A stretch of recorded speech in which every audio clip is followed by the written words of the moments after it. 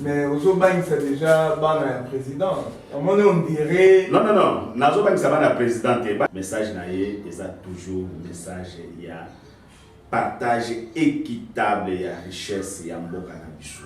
À téléméla kayango. Mais nous voulons faire maintenant une boutique politique de spécialité. On ne voudrait pas faire une boutique politique où les années mokona batunyoso, que période comme Mali langaye. On ne veut plus des partis politiques où, parce que les exactement, parti politique a héritier, le pays est dirigé par les héritiers. Quand tu es le fils de celui-là, c'est toi, son quota le gouvernement, tu vas voir qu'il y a beaucoup d'héritiers. Il y a des gens qui sont là parce qu'ils portent le nom de leur père. C'est ce qui position na oignon ce jour de Canada est la minute au-delà des groupes armés tout comme il y a des groupes armés bien identifiés entre autres Monisco Penakat azali ko boma ba imoka place eza ebele pona bino ba oyo balingi ba adhérer ba oyo nyonso balongwa ba parti politique pona bakanda balongwa ba parti politique pona tribalisme ba oyo nyonso balongwa parti politique po bazolinga komona bango te bazoyeba bango te ba oyo nyonso balongwa po batuna baona parti politique oza muta wapi oza mona ya nani place na bino ezana respectons le peuple boya to simbana to kende liboso to tonga mboka mwana mboka Jean-Marc Kabunda position na yo en tant qu'analyste politique au-delà ya parti yo vous allez comporter en tant que politicien. Mbote na biso nyonso balandi ya toute une télévision tozali na isemo mingi kozala na bino mokolo lelo na kati ya émission na biso devant le peuple na mokolo lelo toyambeli bino mwana mboka oyo azali CG ya grand parti na kati ya mboka na biso ya République démocratique du Congo tokopesa ye maloba na ye moko akoki na kose présenter na kati ya émission na biso tokolobela makambo ebele oyo ezali kotala mboka na biso mokolo lelo tokolobela actualité tokolobela pe parti oyo azali kokamba en tant que CG na musala nango lolenge parti ezali koévoluer na kati ya émission na biso ya lelo mbote mwana mboka mopanzi sango esengo na biso ezali ya koyamba yo na kati ya émission na biso lelo okoki kose présenter pour balandi la biso bayeba yo bayeba nini ozali na kati ya parti. Merci beaucoup de mopanzi sango. Déjà il faut remercier bino ndenge bondimi kokoma awa na siège na biso ya parti politique. Ngai kombo na ngai monsieur Barabutu Ngai Bueno, naza secrétaire général ya parti politique Respectons le peuple oyo ekelama na mwana mboka honorable Antoine Nzangi Ngelembi. Parti à honorable Antoine Nzangi. Ouais. Santé à partir de l'Alibon. Oui, santé à partir de Kitoko. En tout cas, parti des ana santé mon Kitoko et aussi Toza. Pour la vola qui s'acquiert, parti des ana santé Kitoko pour se préparer milulu ya nene oyo kosali na mikolo mikoya. Et je pense que ceux qui nous sont malades dans un hôpital, on peut la fête. Ceux qui nous ont préparé fête, c'est que nous avons santé. En fait, il y a des amis pour le bien, vous allez vous préparer. Faites des amis, notamment pour le parti. Pour tout le monde, il y a une initiative dans la partie innovation. Et là, ils allaient au salaire de sous-souté. Et comme moi, si il y a le parti, j'ai fait un anniversaire, ben ici, le drapeau, tout télé, tout le monde. Il y a un parti. Il y a un fait au bino au salaire. Ils allaient à notamment bien. Madame la présidente. Non, d'abord, si vous avez un parti politique, au Congo, respectons le peuple. Je pense que le Congo est parti à mon Zoloba. Au Kokite, Kobenga Batu, Baya, Bayemba, Babeta Maboko, parce que moi, je suis parce que moi, je suis non. Parti Oyo, ils ont parti où il y a même au Cameroun. Donc je pense que faites que tous en pour répondre directement à la question, ils ont fait il y a 5 ans, il y a parti depuis Botama et Utakiko Kokisa, 5 ans d'existence en tant que parti politique depuis le 17 juillet. Bon, voilà, ça date, mais nous on s'est dit que pour préparer faites bien, il fallait tout décaler, tout les qui s'amoient Mikoloto pour se préparer pour faites effective. Voilà, mais Loulou, tous en amont, vraiment qu'on a parti, 5 ans d'existence à parti politique. Respectons le peuple. Respectons le peuple. On a dit respectons le peuple. Le la combo est parti. nyonso bokomi ko s'attacher kaka na peuple po peuple yango quand ndenge tomesana tomona bamisusu baya baslogan le peuple mais eza le peuple oyo bango balobaka baslogan na bango te. Oui, oui, mais de toutes les façons, quoi que l'on fasse en politique, il faut qu'on le la peuple. Parce que sans peuple, magamou surtout ça là, ils en ont sans peuple, ils en ont aux enseignants, mais dans la classe, nos élèves, c'est ça. Mais façon ce qu'il y a la peuple et qui s'anime. Voilà pourquoi nous respectons le peuple, toto sa peuple. Pourquoi toto sa peuple? Parce que tout le monde a qui est façon de vivre dans le monde politique, dans la RDC. Façon peuple a dirigé, a un peu conduit comme si bazo tenir compte à motonaïté. Tokoki koye bango lokola ezalaka mokili mobimba que na pouvoir yoson côté ya opposition eza côté ya bato bazana pouvoir pe bazali. D'ailleurs dans les pays mususu il y a aussi bato bazalaka na milieu et pas na biso ezalaka te pas na biso toza ou soit tu es de gauche ou tu es de droite. Encore concept mususu il faut tout le développer un journal politique ya mboka na biso. Mais bato oyo bazana pouvoir soki bazoloba balobaka na kombo ya peuple. Peuple atindi biso, peuple mutu apesi biso pouvoir, peuple mutu alobi tosala boye, nyonso tozosala na kombo ya peuple. Même bandeko oyo baza na opposition. Soki bazoloba na kombo ya peuple. Peuple mutu alobi boye, peuple aboyi boye, peuple azotelemela boye. Mais bato oyo baza na pouvoir. Bazosala bokonzi na bango, bazo diriger, bazosala nyonso oyo bakoki kosala na kombo ya peuple. Mais ce que tali ozomona que peuple azo se retrouver vraiment derrière bango te. Azo se retrouver te na kati ya makambo oyo bazoloba. De la même façon, bandeko oyo baza na opposition. Soki balobi bazosala opposition na bango na kombo ya peuple oyo azo telemela bato oyo baza na pouvoir, mais ce que tali vie réelle ya peuple wana okomona pe que peuple azo se retrouver te na kati ya makambo opposition. Parce que na ndenge ya mboka na biso toyebi mingi ezala ke opposant azosala makelele kaka po ba remarquer et après okomona kaka ye opposant wana po gouvernement ebimi kuna ye mutu abana ko critiquer pouvoir akomi ministre. Tango yesu akomi ministre, réclamation ko ya bana ye ko sala po na peuple wana. Réclamation ko aloba ke peuple ezotelemela pouvoir wana eke wapi nani akolobela ngo lisusu. C'est-à-dire peuple aza abandonné. Et na cas de figure wana yesu mibale to monaki ke respect ya peuple ezate. Respect ya peuple ezate balandi ya chaîne biso tout qu'une télévision dernier séjour où tu koloba. Ce qu'on a quatre à partir na bino respectons le peuple. Les logos fêté 5 ans jour pour jour. Les a le colama à Botani, à Koli, les lois ont passé na classe première année nae. Au koki koye bisabiso ba réalisation au bosali na faveur ya peuple. Au bien lozo tindika liboso le kola kombo ya parti. Merci beaucoup de comprendre ça. Parti politique et la société, il y a fabrication, il y a produit songolo, parti politique, et ça, ce que tu peux considérer encore l'entreprise, et ça, entreprise, il y a makanisi. Il y a aussi makanisi, oyo, et l'on bani pour la boutambi samboka. Et makanisi wana, tango sangani bondimi, que la partie politique et le monde a mutu oya bimisi idée ya que la partie politique parce qu'il faut qu'on note que pour n'avoir que la partie politique il faut que la 26 personnes oyo bazo représenter 26 provinces et la république bande kwa na benga bango ba cofondateur parce que le fondateur c'est celui qui a conçu l'idée ya pour créer un parti politique et tant que sangani na kati ya parti politique oyo zo existait déjà beaucoup mi industrie ya makanisi ya observation ya makambo ndenge ezolekana na kati ya politique ya mboka na biso bozo sangisa makanisi wana bozo bunda pe na kati ya makambo oyo etali mbula matari ya mboka po lobi pe soki bino bozwi bokonzi bomeka kotia makanisi oyo bosi bosangisa déjà botala ndenge nini bokoki kotambisa mboka. Effectivement parti politique oyo respectons le peuple oyo akokisi déjà 5 ans azali susu mwana mukete parce que mwana tant que déjà za mwana mais le fait qu'elles ont évolué statut n'a pas changé considération par rapport à avis naé parti politique respectons le peuple na 5 ans je pense que moi na 5 ans déjà na avis à couper ça parce que akendaka classe amonaka makambo elekana na classe ayokaka madame to monsieur et soki azongi ndako aza na eloko akoki koloba.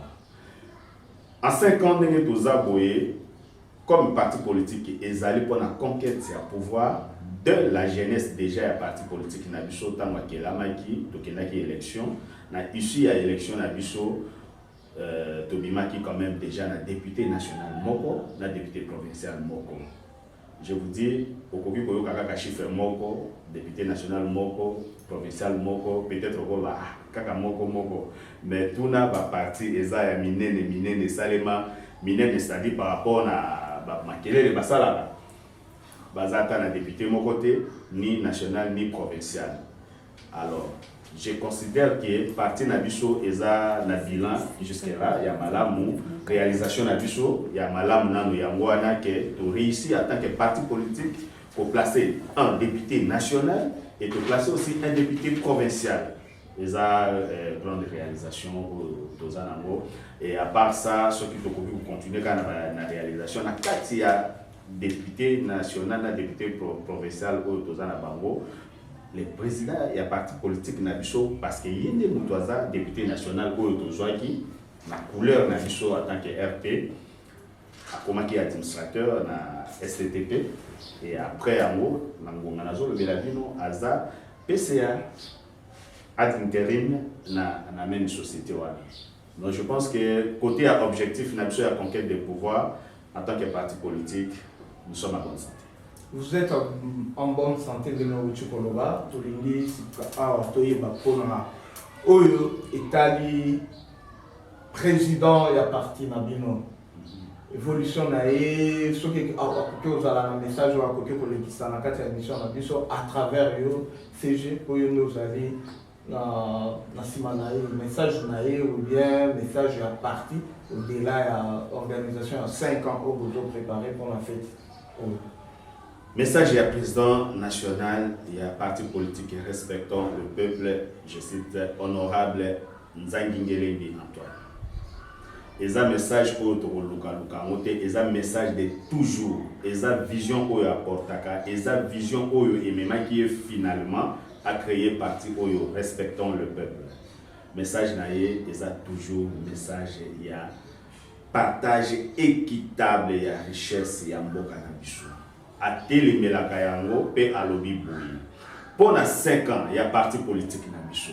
Azobenga peuple congolais ndeko nyonso oyo alingi azala mokolo wana ayoka message parce que ba parti politique eza ebele ezokela ma misusu peut-être eza na table ya ministre ya intérieur oyo kobima lobby ou bien après lobby mais des fois bandeko oyo tokambaka lokola ba politicien bayebaka te ba parti politique yana ezo servir na nini ezaka ndenge mona Kinshasa to mona ba boutique landane na kati ya boutique soko kote ya biscuit eza bonbon eza bougie eza gelete okena boutique msusu bonbon biscuit okena boutique exactement mais nous voulons faire maintenant une boutique politique de spécialité.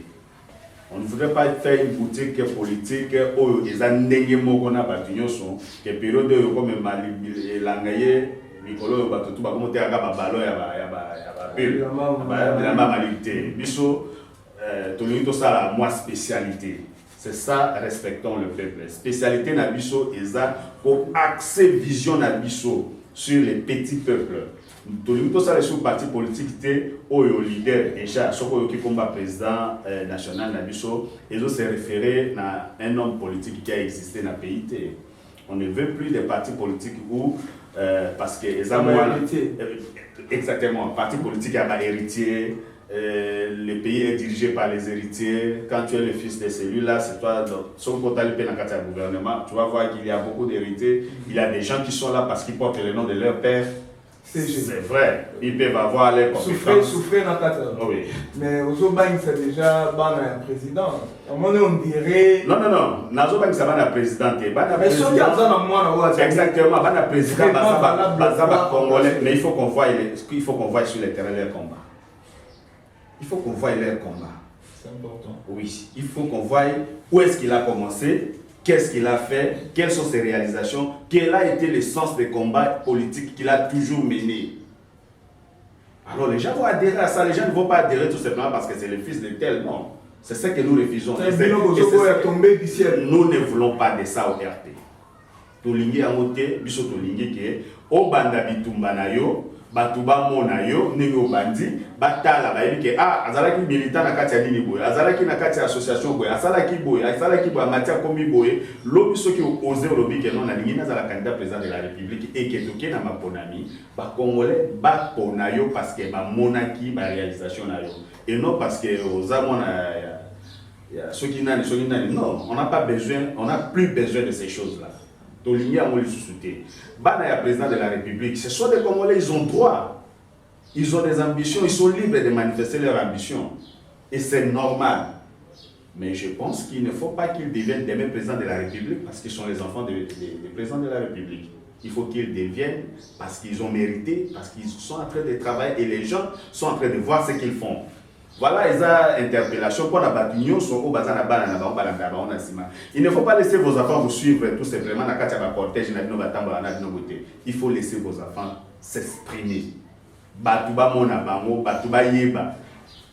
Les télévisions qui sont ici dans la ville de Kinshasa, la chaîne des Awa. Et ça, quand on a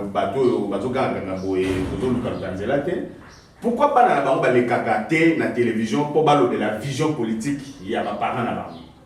Pourquoi les kakaté le vision? Parce que de toutes les façons, ils ne sont pas obligés en tant qu'humains de partager forcément la vision politique à parents. Mais s'ils sont portés d'une vision et qu'ils espèrent que demain ils peuvent diriger ce pays.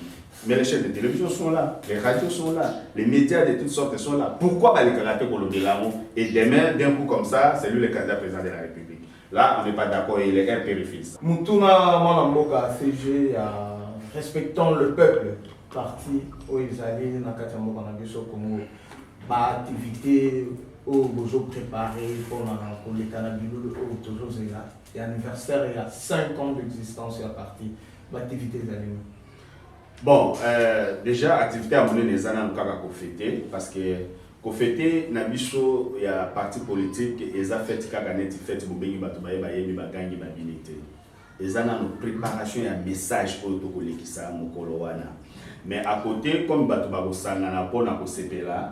une activité où nous préparé. Par exemple, en pleine festivité, il y aura adhésion massive. Parce qu'ils ont battu Ebélé, l'association Ebélé, ils ont prévu un statut que l'association est s'affilier à la parti politique. C'est là qui va adhésion à Bango.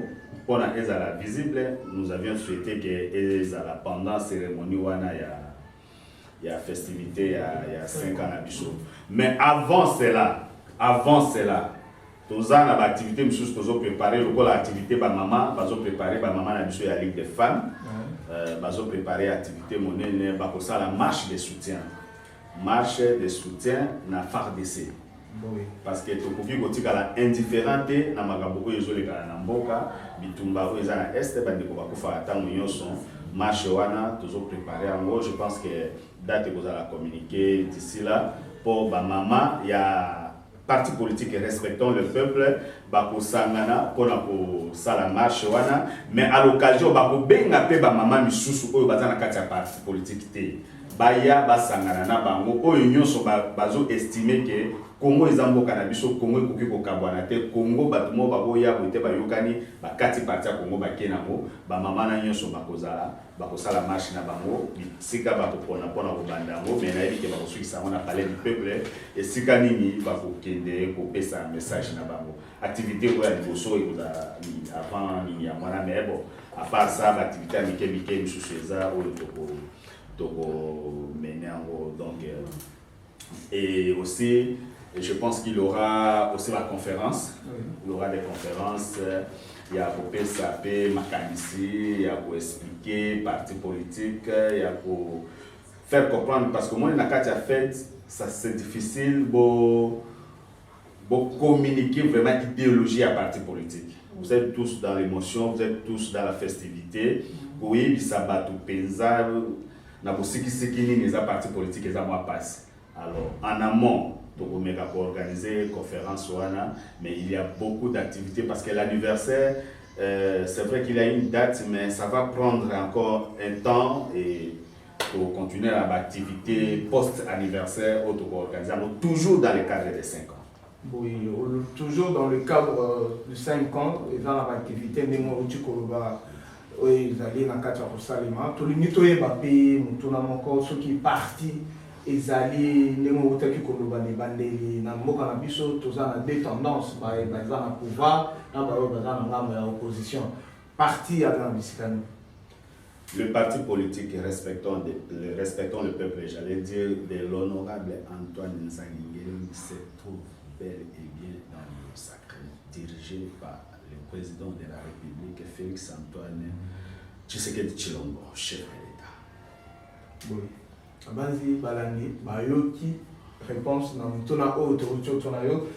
Le col a lobby que vous allez une activité où vous avez préparé na maman et le mot la maman pour marcher pour soutenir ma pinga na biso au bazali na kacha bituma na est ya mboka na biso okoki kopesa biso avis na yo position na yo na onyon ce jour le kana na mpanzi ya est na minute au-delà ya groupes armés to comme na groupes armés bien identifiés entre autres MONUSCO penakat azali ko boma ba imoka komole mais to komona bino ba iboza na pouvoir bino ba to boza na union sacrée jusque là to tikali koyo kata communication morote ezala yuti sauf président de la République Tshisekedi Félix Antoine Tshisekedi Tshilombo yende toujours mona na ba médias sur le bilan mais souffrez que je vous dise ça, ce jeu, ton moni politicien en tant que pour ça, pour le bata message moro, on a condamné acte oyo, ndeko biso to yamba ki lokola ba ya biso ba congolais, o ba baluke biso ba komi ba bomi ya ba congolais.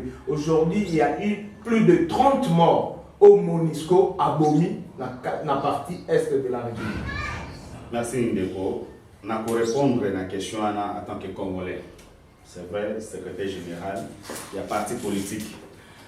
Mais il faut que le président de la République est le garant de la nation.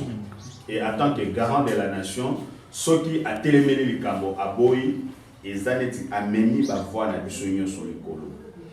Mais parce que Bandeko Bazo, c'est là que les politiciens moko à la déclaration. On a évité ceux qui ont solo dans la déclaration, mais parce que vous avez devant politiciens, nazo ça la déclaration. Nazo loba en tant que Congolais, nazo loba en tant que politicien congolais. Bandeko, bana Congo. Tous un problème makasi na est ya mboka na biso. Monguna alingi tozala na kimyate, monguna alingi azwa mboka na biso. Et koki ko salema te parce que mboka na mboka eza na limite nango mboka na mboka eza na population nango ndenge nzambe asala yango eza lisusu secret te mutu nyonso ayebi yango pe tokobatama lisusu te ezali Rwanda nde aza na nsima ya organisation oyo nyonso o M23 o mai boyo kombo nyonso o boyebi Rwanda asasima nango po Rwanda zolula mboka na biso mais bako réussite bako zwa 1 cm ya mboka na biso te parce que ba banda yango banda kala ti mokolo ya lelo mais eloko oyo ezosala biso pasi eza que communauté internationale ezokanga miso na pasi oyo tozomona communauté internationale azo considérer que liwa oyo bandeko na biso bazokufa ti na niveau que organisation ya ONU atindeli biso basoda na ye oyo tobengaka basoda ya MONUSCO tozana bango awa bayapo basukisa likambo wana bayapo likambo wana esila mais curieusement eza neti présence na bango eyande mpona koaggrave likambo wana bapreuve eza ebele oyo ngai te na koloba bango lelo parce que boyebi yango ebima na barapport ebele bato oyo bayaka mpo basunga biso tolonga bitumbana nzoka bayela nde koviole bandeko na biso ya basi nzoka bayela nde baminere na biso lelo oyo bakomi nde bango na ngambo ya monguna mpona kobeta bandeko na biso masasi mutu nyonso ayebi oyo elekani mikolo oyo nous avons perdu plus de 30 personnes oyo bakufi na maladie te bakufi to na eloko mona ndako te oyo basoda ya MONUSCO babetaki bango masasi po bango babandaki koreklame badroit na bango ke mboka na bango ekoki kokontinue kozala boye te bato bazokufa bato bazobika lisusu bien te na kati ya bamboka na bango basengaki ke bandeko ya MONUSCO bakanga bisaka bakende lelo oyo ezali sous raison te ya koluka o moto boye ndakendaki alobi boye komi moto moto boye o président ya Sénat moto akendaki kuna ndasali discours ya elle contre Monisco te oyo Monisco azosala eza polele na miso ya bato nyonso toza lisusu na posa na bango te bakanga bisaka bakende parce que bazali tozokufa soki mpe bakende tokokontinue kokufa mais au moins tokoyeba ndenge nini tokosorganiser parce que moi parti ya confiance na biso topesa bango mpo babundela biso bazosalela yango te soki baza te tokoyeba ndenge tokoki kokomble vide wana voilà pourquoi tokobenga mikonzi ya mboka baoyo bazozwa badécision bayeba kozwa oserie likambo oyo mpo epermettre mpe bandeko oyo babungisi baoyo ya bango bandeko baboti na kati ya likambo oyo ya Monisco bazwa gain de cause na likambo wana bazwa gain de cause na likambo wana ezali mutuna avant ya suka otokotuna na kati ya émission na biso tomoni lelo na actualité politique oyo bozalaki na ye elongo na kati ya union sacrée lelo azali en face ya justice ya bisika ye moko akotaki tobengaki bozali korespecte mibeko ndenge ezosenga que liberté d'expression eza lokola yo tosali no émission boye olobi makambo oyo esengelaki oloba mais lobi nango babengi na bazuzi okende se présenter pour expliquer bango mpona nini olobi bon mwana mboka Jean-Marc Kabunda position na yo en tant qu'analyste politique au-delà ya parti yo ozali koporter en tant que politicien. Nalingaki vraiment pour aborder sujet wana te d'autant plus qu'ils ont déjà devant justice d'autres cas justice à sala makamonaye mais au moins tokoki koloba dans le sens de la compréhension collective liberté d'expression ne veut pas dire l'anarchie. Les chefs de l'État, les pouvoirs, même tous citoyens congolais, aza digne na respect. Voilà encore une fois, respectons le peuple. C'est-à-dire, au koki kozala lelo awa, au fini mutu, après au tourner côté au commissaire, au leki, ça dénote de ce qu'on appelle l'immoralité politique. Ndeko oyo tangi kombo na ye, makambo oyo azoloba, ye moko ayebi yango, ayebi place ya vie yango, ayebi pe ba source nango. Mais je pense que lobby, il faut ce qui mutu, asunga ki mutu akota na ndako na bino. Ba aboma bato ayiba biloko na kati na ndako mutu wana akimi na biloko na bino botikali na passe après mutu wana azongi aya yebisi bino ke omonde bakota na ndako na bino bayiba biloko na bino ne bayiba ki ne babomaki boye ngane mutu na sungaki na yebi très bien ndenge asalaki anyataki place au pas matako makuna normalement soki boza bato oyo bozo raisonner bien yende il faut bobanda nangu na yebi te soki kosala nini avant boluka mutu oyo akimaki na biloko na bino.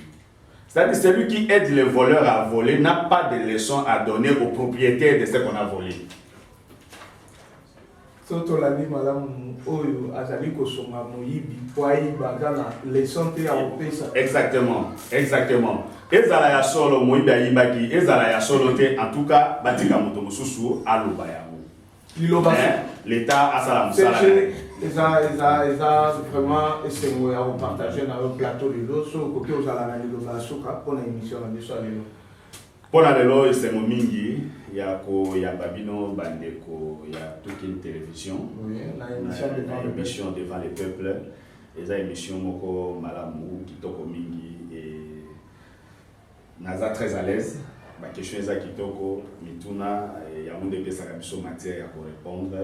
Et là, c'est important koloba na suka ezake parti politique respectons le peuple oyo nazo kambango lokola secrétaire général oyo ekelama na honorable Antoine Zaningelengi ils ont fêté 5 ans d'existence bandeko boya place eza ebele pona bino ba oyo balingi ba adhérer ba oyo nyonso balongwa ba parti politique pona bakanda balongwa ba parti politique pona tribalisme ba oyo nyonso balongwa parti politique po bazolinga komona bango te bazoyeba bango te ba oyo nyonso balongwa po batuna ba parti politique oza muta wapi oza mona na nani place na bino eza na respectons le peuple boya to simbana to kende liboso to tonga mboka na biso. Merci. Boya to simbana to kende liboso to tonga mboka na biso Congo ezali bongo maloba ya suka ya mwana mboka ya FG ozali na partie à respectons le peuple. Namuto nazali na bino na plateau comme on a dit ambassadeur de la paix Ben Santos, nazali nga mokote na kati ya plateau, tozali na grand réalisateur